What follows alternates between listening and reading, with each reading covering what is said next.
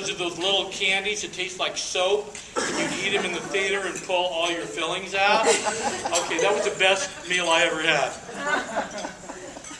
And then they left. And as soon as the North Street Moon started going up the hill, we just called on fire on the hill, and we went down, and we actually made it out. It was supposed to be a suicide mission. We made it out. We didn't make it out with any radios, because the radio people blew up all the radios. And we made it back to base camp after a few days when they were having a memorial service for us.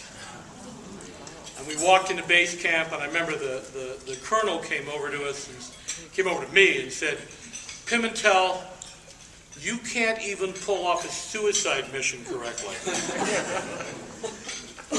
And then he said, "If you'd have died," I swear I remember this, "if you'd have died, we'd have put you in for a Silver Star, maybe even the Congressional Medal of Honor. But since you're alive, we got nothing for you." He said, "Would you like some beer?" Well, you have to be in the military to realize that A, you can have a medal because you're dead, or B, you can have beer because you're alive. Beer's the better choice. And so we said, "Yeah!" And they let us into the beer bunker. And we're drinking beer, we're having a great time. And while we're in the beer bunker, they drop a rocket on it. What are the odds? What are the odds of surviving the Tet Offensive to get blown up in the beer bunker? What are the odds of surviving a death mission to get blown up in the beer bunker? It's like the Lou Gehrig story. How many are familiar with Lou Gehrig's story? Lou Gehrig goes to the doctor, and the doctor says, "Lou, I'm sorry, but I got bad news for you." He says, "What?" He says, "You got Lou Gehrig's disease." What are the odds on that? Well, in Vietnam, normally, if you're in a bunker and a rocket hits it, you're dead.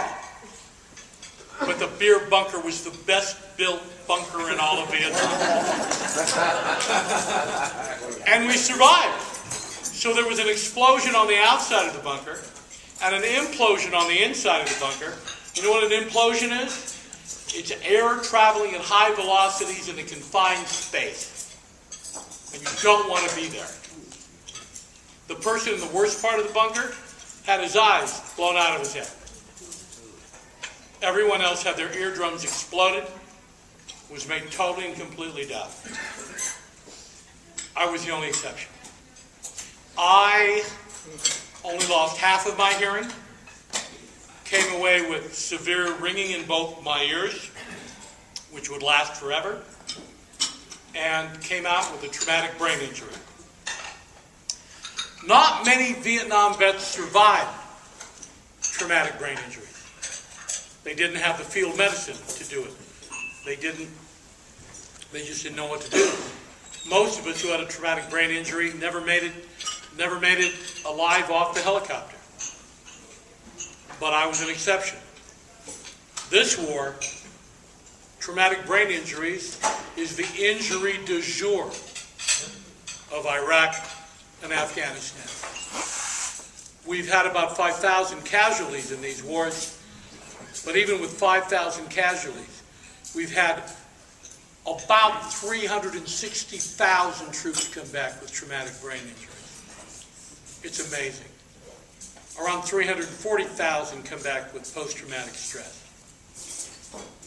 Well, I made it back, and I wanted to go to college.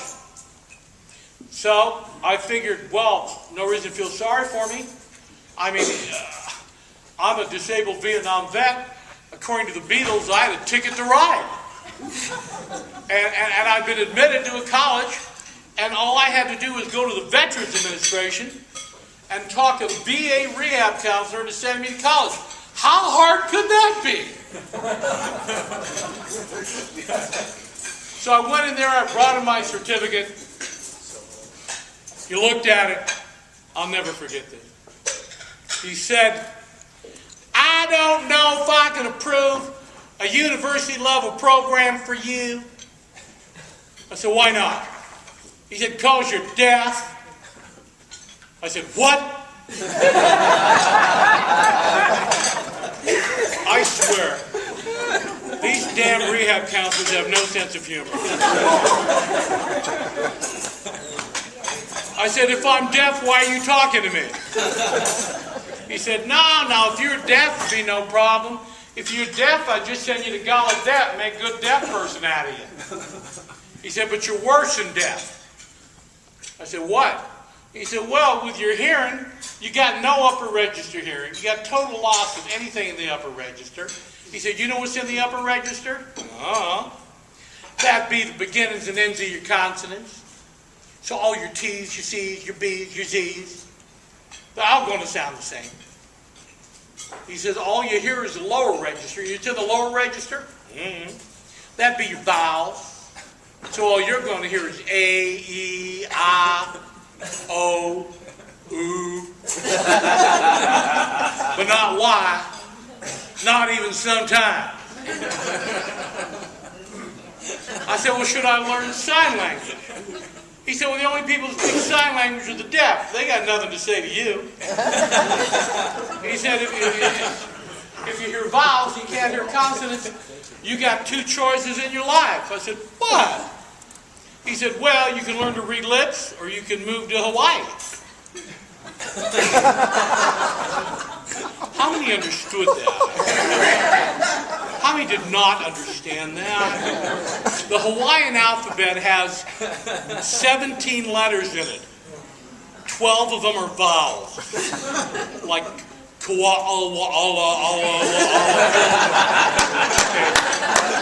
I hear Hawaiian, I just have no idea what it means. So I said, no, I'll read lips. I'll go, and I did. I went to college. I studied lip reading for 5 years, became an expert lip reader. I can go into federal court, watch a film of people talking and tell people what they're saying and be considered an expert witness. That's how good I read lips. What does it mean to me?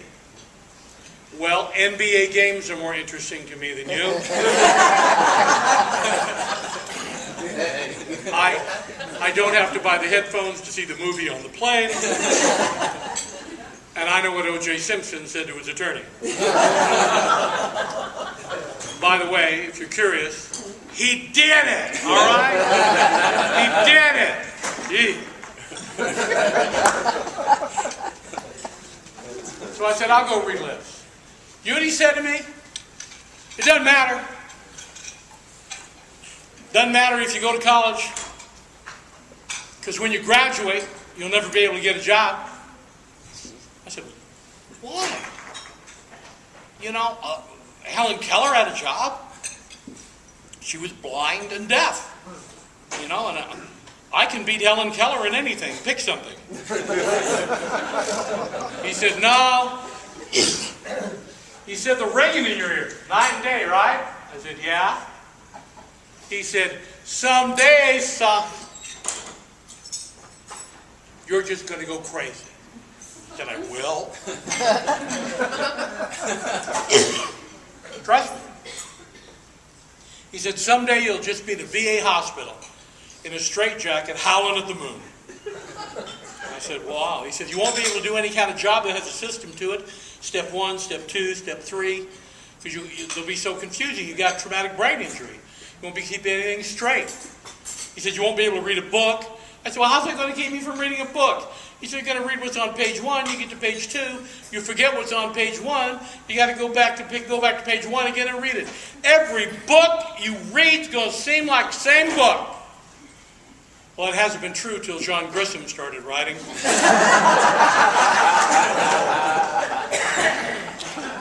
He said, you're going to be foul-mouthed. I said, damn! He said, you're not going to be able to have a relationship with a woman. I said, I have to be gay?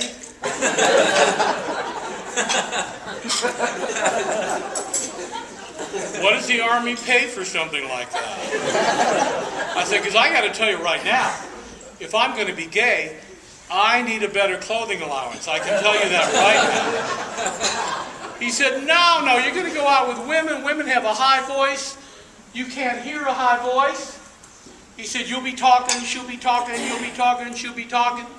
Talking. What are you going to hear? Nothing but vowels. Oh.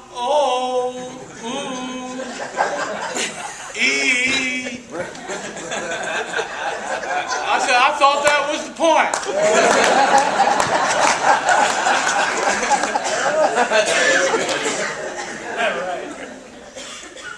He said, you'll be paranoid. I said, I will? He said, trust me. I said, how can I trust you? I'm paranoid. He said, you're going to have sudden bouts of mindless violence. I said, I think I feel one coming now. And I gave up. I gave up. You know why I gave up? Because in 1969, vocational rehab wasn't about empowering people with disabilities to do what they wanted to do.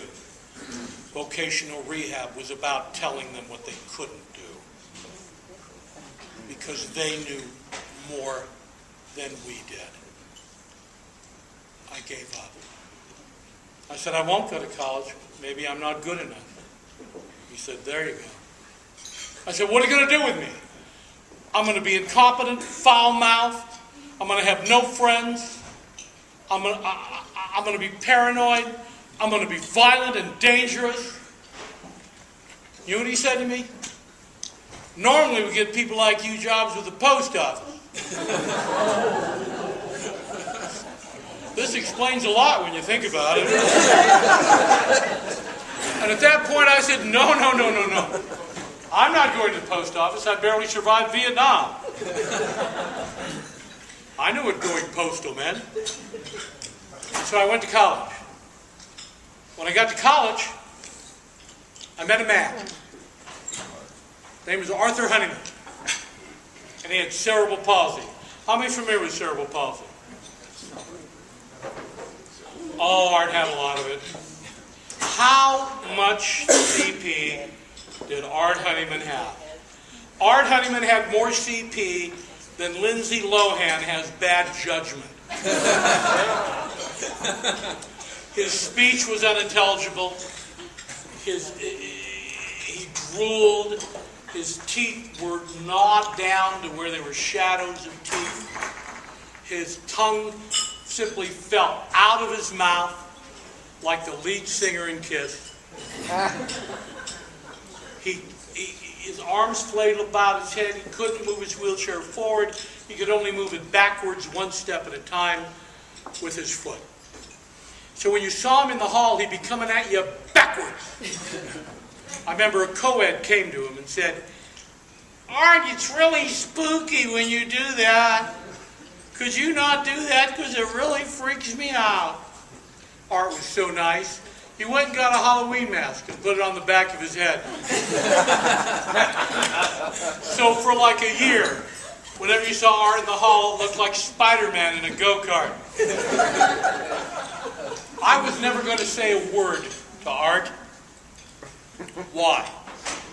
No one could understand him, and I was deaf. But I saw him in the cafeteria one day, and he had a Coca-Cola, and he was trying to get it open, and he couldn't get it open. He was trying to get a straw in it, and it wasn't working. And I thought to myself, here's a man with a Coke problem. In 1970, that was a Coke problem. Couldn't get your Coke.